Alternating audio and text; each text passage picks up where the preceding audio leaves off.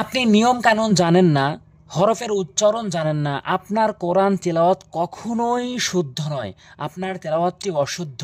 এবং সেই অশুদ্ধ তেলাওয়াত নিয়ে যদি আপনি নামাজ পড়েন, সারা জীবন নামাজ পড়েন, আপনার নামাজ সহি হবে না, নামাজ ভেঙে যাবে। দেখুন, মাসআলা রয়েছে যে নামাজ ভঙ্গের কারণ 19টি, তার ভিতরে 1 নম্বর হচ্ছে নামাজে কোরআন শরীফ অশুদ্ধ পড়া। প্রথমটাই নামাজে কোরআন শরীফ অশুদ্ধ পড়া।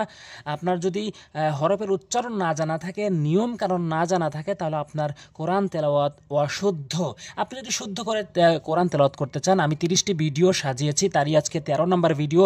এই ভিডিওতে আমি মদ্দে লিনের গুরুত্বপূর্ণ নিয়ম বলবো। এই নিয়মটি কোরআনে হাজার হাজার জায়গায় রয়েছে, হাজার হাজার জায়গায় প্রয়োগ হয়েছে। এখানে যদি বোঝেন, আপনার হাজার হাজার জায়গায় ক্লিয়ার হয়ে যাবে, আপনি শুদ্ধ করে পড়তে পারবেন। দেখুন, এখানে নিয়মটি বোঝাচ্ছি, খুব মনোযোগ সহকারে খেয়াল করবেন। এখানে দেখবেন ওয়াও রয়েছে, ওয়াও রয়েছে, এখানে দেখবেন ইয়া রয়েছে। আমি যখন নিয়ম বলবো তখন ওয়াও আর ইয়ার দিকে তাকাবেন। ওয়াও এবং ইয়াটি হচ্ছে লিনের হরফ। এই লিনের হরফ জজম অবস্থায়, দেখুন এর উপরেও জজম রয়েছে, এর উপরেও জজম রয়েছে, ইয়ার উপরেও জজম রয়েছে। তো লিনের হরফ জজম অবস্থায় জবরের পরে আসে, লিনের হরফ জজম অবস্থায় জবরের পরে আসে, তখন গিয়ে লিনের হরফ তখন দ্রুত পড়তে হয়। খ জবর খও, খাও খও, রয়ে জবর রই, এই যে দ্রুত পড়েছি। কিন্তু এখন যেই নিয়মটি বলবো, এই লিনের হরফের বামের হরফে যখন আপনি থামবেন, ওয়াকফ করবেন, তখন অবশ্যই 1 আলিফ টেনে ওয়াকফ করবেন। এখানে তো লিনে হরফ বলছি যে ওয়াবিয়া লিনে হরফ জজম অবস্থায় জবরের পরে আসে, এটি লিনে হরফ বুঝলাম। কিন্তু এই লিনে হরফের বামের হরফে যখন আপনি থামবেন, তখন কিন্তু আপনার 1 আলিফ টেনে থামতে হবে। এটি হচ্ছে মদ্দে লিনের নিয়ম। আমি শব্দ বাই শব্দ বোঝাচ্ছি। এখানে যে কয়টি শব্দ রয়েছে, প্রত্যেক শব্দেই মদ্দে লিনের পরিচয় রয়েছে, ভালো করে বুঝবেন। খ জবর খও, এখানে ফাদুই জেরফিন খৌফিন, ওয়াকফ করলে খৌফ।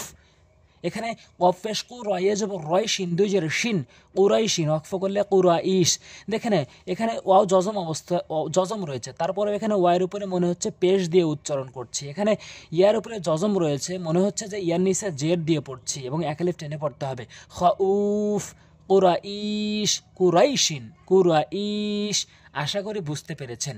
এবং পরবর্তী ভিডিও পাওয়ার জন্য অবশ্যই সাবস্ক্রাইব করবেন। কিন্তু আইনিয়া জবর আই, নুনিয়া জবর নাই, যে নুনিয়া জবর নাই, এটি লিনের হরফ, আর এই লিনের হরফের বামের হরফে কিন্তু থামা হয়েছে, এই জন্যই কিন্তু মধ্যে লিনের নিয়ম হয়েছে।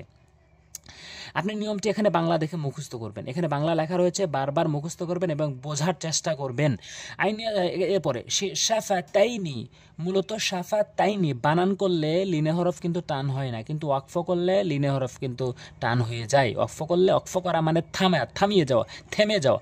শাফাতাইনি, ওয়াকফ করলে শাফাতাইন। এরপরে দেখুন লাইলিন, ওয়াকফ করলে কিন্তু লাইল হবে, লাইলিন, লাইল, ইয়ার নিচে মনে হয় জের পড়েছে এবং 1 আলিফ টান হবে জের দিয়ে, লাইল। মাউতিন, ওয়ার উপরে পেশ, মাউত। খাইরিন, খাইর, খাইর। খয়ে জবর খয়, এটা কিন্তু লিনে হরফ, জবরের পরে যজমালা ইয়া আসছে, এবং জবরের পরে যজমালা ও আসলেও লিনে হরফ, কিন্তু এই লিনে হরফের বামে যখন ওয়াকফ করা হয়েছে, তখন মধ্যে লিন 1 আলিফ টেনে পড়তে হবে। খয়রিন, ওয়াকফ করলে খয়র। নাও মিন, ওয়াকফ করলে নাউম। নুনাও জবর নাও, মিম দুই জের মিন, নাও মিন। আমি কিন্তু বানানোর সময় লিনে হরফকে টানে নি, কিন্তু যখন এই ওয়াকফ করব তখন কিন্তু এই মধ্যে লিনে হরফটি, এই লিনে হরফটি কিন্তু টান হয়ে যায়। নাও মিন, ওয়াকফ করলে নাউম। কও মিন, ওয়াকফ করলে কি হবে? কউম। এই নিয়মগুলো বুঝে প্রয়োগ করবেন, বারবার প্রয়োগ করবেন, তাহলে আপনার কোরআন শরীফে এই নিয়মগুলো যত স্থানে রয়েছে, আপনার সেই স্থানগুলো কিন্তু আপনার শুদ্ধ হবে। এবং সবগুলো ভিডিও দেখবেন আমার, তাহলে আপনি কোরআন শরীফ শুদ্ধ করে পড়তে পারবেন ইনশাআল্লাহ। আজ পর্যন্তই, পরবর্তী ভিডিও পাওয়ার জন্য অবশ্যই সাবস্ক্রাইব করবেন আর ভিডিওতে লাইক করবেন। আসসালামু আলাইকুম ওয়া রাহমাতুল্লাহ।